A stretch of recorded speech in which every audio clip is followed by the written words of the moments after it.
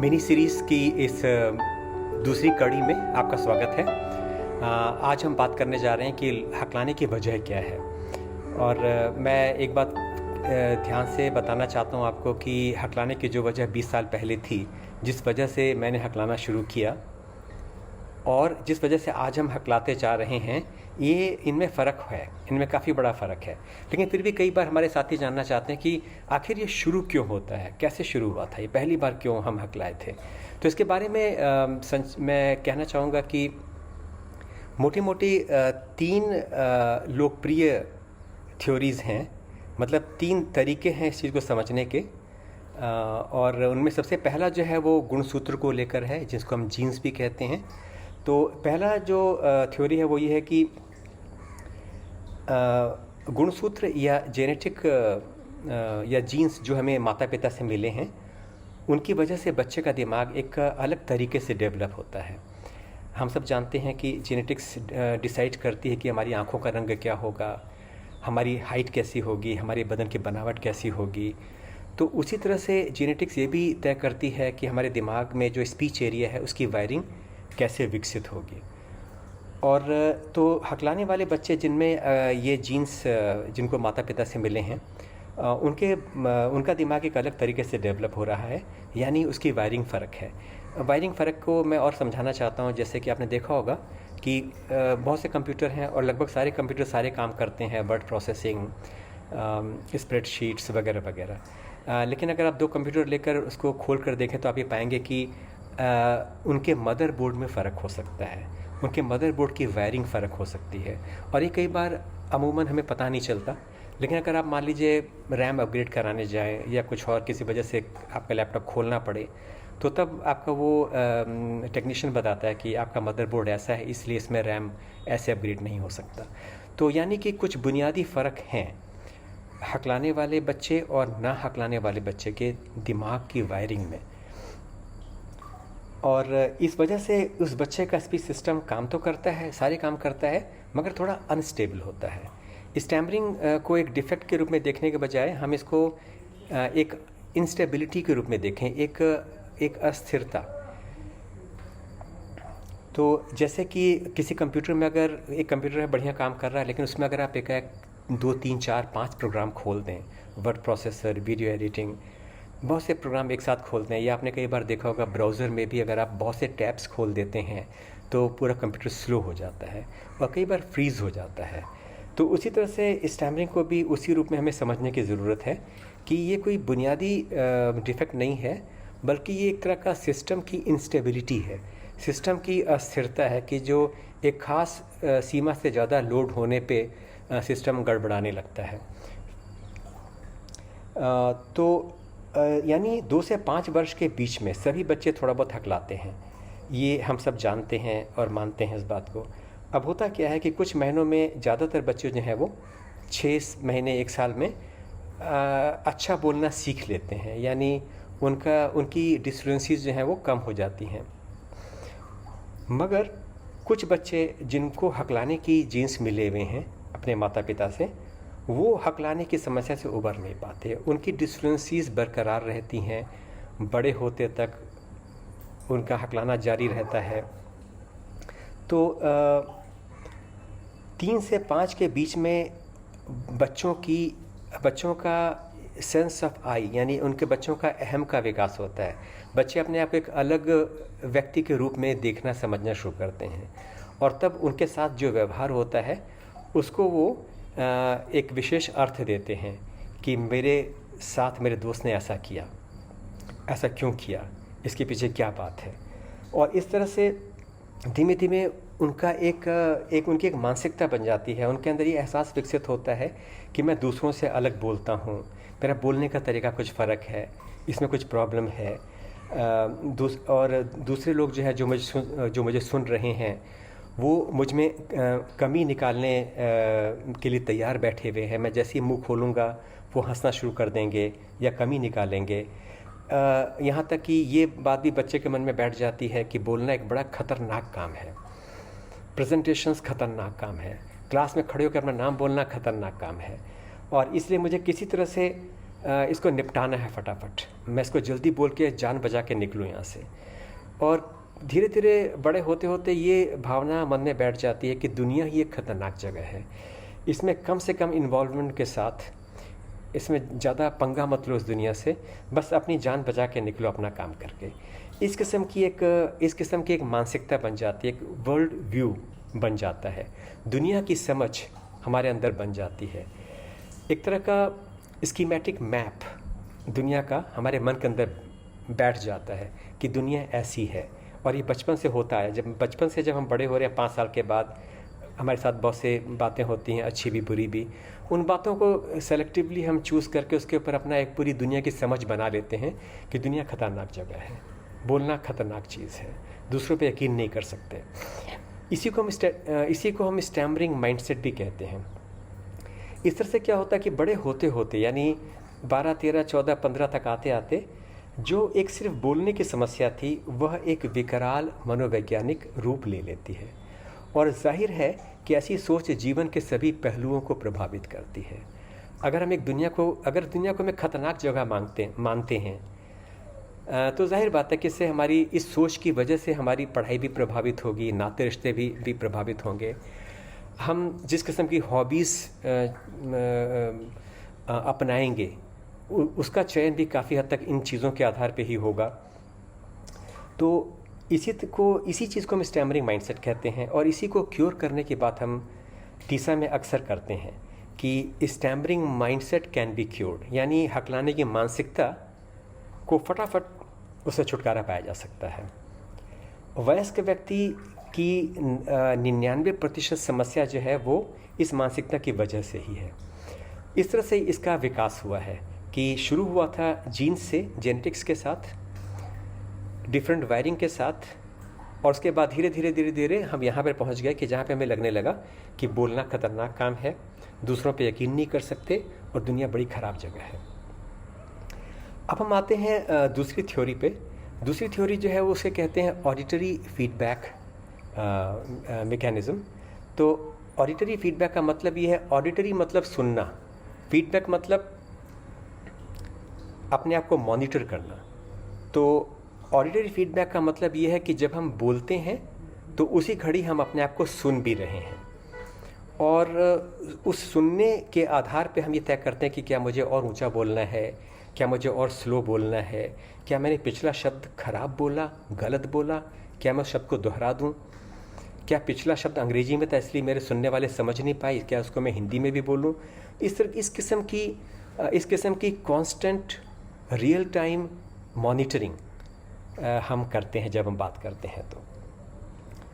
और इसी में एक थोड़ी सी गड़बड़ होती है स्टैमरिंग के संदर्भ में। तो इसको समझने के लिए आप ऐसे समझिए कि जब हम अपने हेडफोन में ऊंची आवाज़ में म्यूज़िक सुनते हैं, इस कदर ऊंची कि हम अपनी आवाज़ भी खुद ना सुन पाएँ, तो तब हमारा हकलाना काफ़ी कम हो जाता है और कई बार एकदम गायब हो जाता है।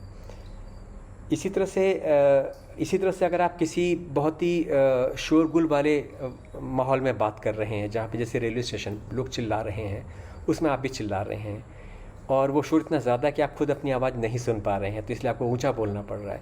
तो ऐसे माहौल में भी आप ये पाएंगे कि आपका हकलाना काफ़ी कम हो जाता है, क्योंकि यहाँ पर ऑडिटरी फीडबैक जो है वो काम नहीं कर रहा है। अगर काम करता तो हम हकलाते, काम नहीं कर रहा है तो हम नहीं हकला रहे हैं। तो इसी के आधार पर वैज्ञानिकों ने ये निष्कर्ष निकाला कि बोलते समय हम अपनी आवाज़ सुनकर उससे प्रभावित होते हैं, यानी एक तरह का बायो फीडबैक मैकेनिज़्म काम कर रहा है। हमारा दिमाग रियल टाइम में बोल भी रहा है और सुन भी रहा है, और सुनी आवाज़ के आधार पर आगे बढ़ता है, बेहतर बोलता है, शब्दों के पिच, रिदम, स्पीड आदि को बदलता है और बेहतर बनाता है। ये सिस्टम ठीक काम न करने पर हम हकलाने लगते हैं। इसीलिए हेडफोन लगाने पर जब ये सिस्टम ब्रेक हो जाता है या डिसकंटिन्यू हो जाता है, आपने अगर ईयरफोन लगाया हुआ है तो जाहिर बात है कि आप अपने मुंह की आवाज़ यहाँ पे नहीं सुन पा रहे हैं, आप एक म्यूज़िक सुन रहे हैं, कुछ और सुन रहे हैं, आप वाइट नॉइज़ भी सुन रहे हैं, तो भी कम से कम आपकी आवाज़ अपनी आवाज़ को नहीं सुन पा रहे हैं, और इस वजह से उस समय हकलाना काफ़ी कम होता है। आप करके देखिएगा और आप ये पाएंगे कि आपका हकलाना काफ़ी कम होगा। मगर अगर हम सामने वाले की बात नहीं सुन पा रहे हैं, अपनी आवाज़ भी नहीं सुन पा रहे हैं, सामने वाला जो बोल रहा है वो भी नहीं सुन पा रहे हैं, तो ऐसे में कम्युनिकेशन कैसे होगा? तो ऐसे में तो बहुत सार्थक बातचीत हो ही नहीं सकती। इसीलिए इस सिद्धांत पर आधारित जो मशीन्स हैं, जिनको डैफ या फैफ बोलते हैं, डिलेड ऑडिटरी फीडबैक या फ्रीक्वेंसी ऑल्टर्ड फीडबैक मशीन्स, छोटी सी मशीन होती हैं, कान में लग जाती हैं, इसीलिए ये मशीनें काम नहीं करती हैं। शुरू में काम करती हैं कुछ हफ्ते, लेकिन उसके बाद धीरे धीरे काम करना बंद कर देती हैं। अब हम तीसरे थ्योरी पे आते हैं, जिसको कहते हैं वेरिएबल रिलीज थ्रेशोल्ड हाइपोथेसिस। ये तीनों चीज़ें हाइपोथेसिस हैं, अभी किसी ने भी कुछ भी ठीक से प्रूफ नहीं किया है, लेकिन ये समस्या को समझने का एक अच्छा तरीका है। ये थ्योरीज जो है, ये हाइपोथेसिस जो हैं, तो इस तीसरी हाइपोथेसिस में हमें समझना पड़ेगा इनर स्पीच और आउटर स्पीच के फ़र्क को। आपने देखा होगा कि अगर ऑफिस में कभी कोई कुछ उल्टा बोल देता है, और या जैसे बॉस ने कुछ आपको बहुत ज़ोर से डांट दिया, तो आपके मन में एक गाली उठती है बॉस के लिए और मगर आप वो गाली निकालते नहीं हैं मुँह से, आप अंदर ही मन में गाली देते हैं, लेकिन मुँह से नहीं बोलते। तो आपने जो अंदर गाली दी वो इनर स्पीच है, लेकिन आपने बाहर जो बोला, सॉरी सर दोबारा नहीं होगा, ये आउटर स्पीच है तो इनर स्पीच आउटर स्पीच में फ़र्क करना हम शुरू करते हैं लगभग 2-2.5 साल की उम्र में। यानी 2 साल के पहले बच्चा इन दोनों में अंतर नहीं करता, बच्चे के मन में जो आता है वही बोलता है। जैसे कहते हैं ना कि बच्चे ईश्वर का रूप हैं तो जो सोच रहे हैं वही वो बोल रहे हैं। और लेकिन 2 साल के आसपास जब उनको फीडबैक मिलना शुरू होता है कि नहीं, वेरी बैड, और तब बच्चे जो हैं अपने आप को सेंसर करना सीखते हैं। तब वो भेद करना शुरू करते हैं कि आउटर स्पीच फ़र्क होनी चाहिए, इनर स्पीच फ़र्क होनी चाहिए। इस तरह से जो है वो 2 वर्ष का बच्चा जो है वो लगभग ये शुरू करता है सीखना, ये विवेक डेवलप करता है कि मुझे सोच तो मैं कुछ भी सकता हूँ, लेकिन मुझे बोलना वही है जो मौके और श्रोता के हिसाब से उचित है। तो 2-3 सालों के बीच में जो फ़िल्टर विकसित हो रहा है, इसकी तुलना आप एक हाई जंप के बार से भी कर सकते हैं। कि अगर कल्पना करिए, आपने देखा होगा हाई जंप के लिए एक बार होता है जिसको ऊपर या नीचे किया जा सकता है। छोटे बच्चों के लिए बार को बहुत ही नीचे कर दिया जाता है, तो छोटे बच्चे दौड़ के आते हैं और कूद जाते हैं। बड़े बच्चों के लिए बार को और ऊंचा कर देते हैं। तो बड़े बच्चों के लिए अगर बार जिस हाइट पे है, छोटे बच्चे दौड़ते हुए आएंगे तो वो उतना कूद नहीं पाएंगे। अगर कूदने का प्रयास करेंगे तो शायद वो गिर जाएंगे या नीचे से निकल जाएंगे, यानी उसको पार नहीं कर पाएंगे।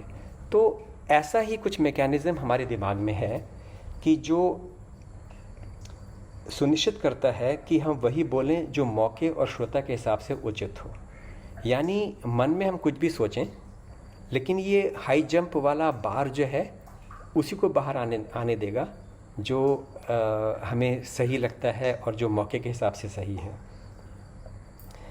तो और ये जो हाई जंप का बार है, ये हर क्षण ऊंचा या नीचा होता रहता है, और ये शब्द विशेष के लिए भी अलग हो सकता है। तो उदाहरण के लिए अगर हम बहुत ही अच्छा बोलना चाहते हैं किसी शब्द को, हमें लगता है कि ये शब्द हमारी पर्सनैलिटी को डिफ़ाइन करने वाला है, या हमें ऐसा लगता है कि सुनने वाला बहुत ही महत्वपूर्ण इंसान है और उसको हमें इम्प्रेस करना है, हमें अच्छा बोलना है, फ्लुएंट बोलना है, तो उस समय उन शब्दों के लिए, उस वाक्य के लिए वो मापदंड या वो हाई जंप का बार ऊंचा हो गया है। और कई बार ये इतना ऊंचा हो जाता है कि आपके दिमाग में शब्द क्लियर हैं, यानी इनर स्पीच एकदम क्लियर है, लेकिन ये हाई जंप बार इतना ऊंचा हो गया कि उसके ऊपर से वो शब्द निकल नहीं पा रहे हैं, आप एकदम फ्रीज़ हो गए हैं। तो इसका मैं एक उदाहरण देना चाहता हूँ। जैसे मान लीजिए आप एक दुकान में जाते हैं और आपको लगता है कि नहीं, मुझे पानी बोलना है और मैं पानी ही बोलूँगा, और आपके मन में एक डर भी है कि शायद मैं पानी ना बोल पाऊँ, कहीं मैं प पे अटक ना जाऊँ। तो आप दुकान में घुसते घुसते भी रिहर्सल शुरू कर देते हैं, भैया पानी पानी पानी देना, पानी की बोतल पानी ये करते हुए आप जाते हैं, लेकिन आपने स्टैंडर्ड इतना ऊंचा कर लिया है कि आपकी वो जो हाई जंप की जो बार है वो काफ़ी ऊंची हो चुकी है। उन 3-4 मिनटों में जैसे आप दुकान में घुस रहे हैं, आपके अपने आप से एक्सपेक्टेशंस और वो और परफॉर्मेंस का वो रिगरस क्वालिटी कंट्रोल कि आपके मन में ये जो है कि नहीं, मुझे बहुत अच्छा बोलना है क्योंकि मैं पढ़ा लिखा इंसान हूँ, अनपढ़ की तरह मैं क्यों बात करूँ। तो वो आपने बहुत ऊंचा कर लिया है। तो वहाँ पे जाके आप एकाएक पाते हैं कि पानी बाहर नहीं आ रहा, यानी इनर स्पीच अंदर ही रह जा रही है, बाहर नहीं आ पा रही, उसको आप बोल नहीं पा रहे हैं। उसी क्षण क्या होता है कि अब आप फ्रस्ट्रेशन में आप बोल देते हैं वाटर, जान बचाने के लिए, और आप पाते हैं कि वाटर आपने आराम से बोल दिया। पहले कई मौके पे आपको वाटर बोलने में भी मुश्किल हुई थी, मगर इस घड़ी नहीं भी। अब यहाँ पर क्या हो रहा है कि वाटर शब्द के लिए आपने कुछ सोचा भी नहीं था, तो इसलिए आपने हाई जंप की बार काफ़ी नीची थी, आपने उसको ऊंचा करने का आपको मौका ही नहीं मिला था, वो ऊंचा नहीं हुआ, इसलिए बड़े आराम से वाटर निकल गया, लेकिन पानी नहीं निकल पाया। ऐसा ही होता है जब हम अपने फ्रेंड के साथ बोलते हैं कि मेरा नाम सत्येंद्र है, बार नीचा था, इनर स्पीच आउटर स्पीच में कन्वर्ट हो गई। प्रेजेंटेशन के पहले किसी ने पूछा भरे हॉल में, आपका नाम क्या है, और एकाएक मुझे लग रहा है कि ओ माय गॉड, मुझे सबके सामने अपना नाम बोलने में गड़बड़ तो नहीं करनी चाहिए कम से कम। इस तरह से अब मेरे लिए बार बहुत ऊंचा हो गया है, और जाहिर बात है कि उस समय मैं ज़रूर हकलाऊँगा।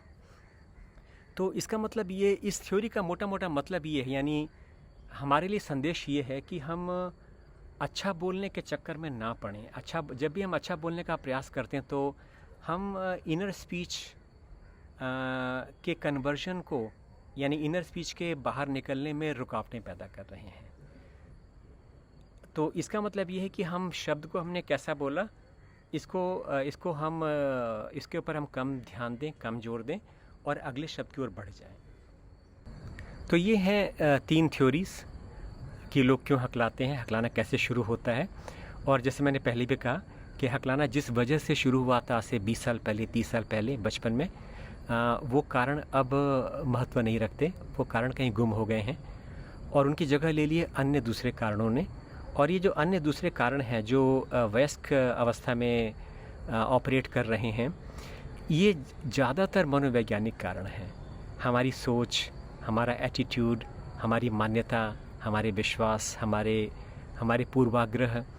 और शीहान का आइसबर्ग इसी तरफ इशारा कर रहा है कि हमारी समस्या का 90% वो है जो दिखाई नहीं पड़ता, सुनाई नहीं पड़ता, जो हमारे मन के अंदर है। और मैं आशा करता हूँ अगले एपिसोड में आप सबसे पुनः मुलाकात होगी। अजनबियों से गपशप करते रहिए, और जैसे हम टीसा में अक्सर कहते हैं, हकलाओ मगर प्यार से, जूझो मत अपने आप से। धन्यवाद।